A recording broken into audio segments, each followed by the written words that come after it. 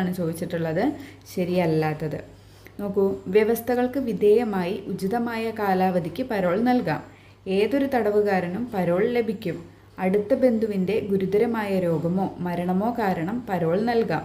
മറ്റേതെങ്കിലും മതിയായ കാരണമോ സംഗതിയിലോ പരോൾ നൽകാം. അപ്പം നമുക്കിതിൻ്റെ ഡീറ്റെയിൽ ഫാക്റ്റ് ഒന്ന് ചെക്ക് ചെയ്തിട്ട് വരാം കേട്ടോ.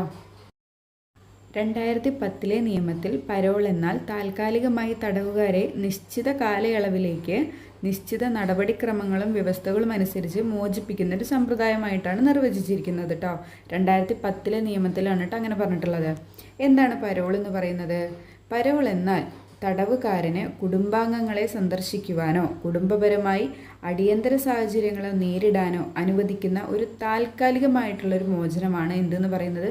പരോൾ എന്ന് പറയുന്നത് ഒരു താൽക്കാലികമായിട്ടുള്ള മോചനമാണ് കേട്ടോ. അപ്പോൾ എന്താണ്, വെറുതെ എന്താണ് പരോൾ കൊടുക്കില്ല, അതിന് കുറച്ച് വ്യവസ്ഥകളൊക്കെ പാലിക്കേണ്ടതായിട്ടുണ്ട്. അപ്പോൾ അതെന്തൊക്കെയാണ്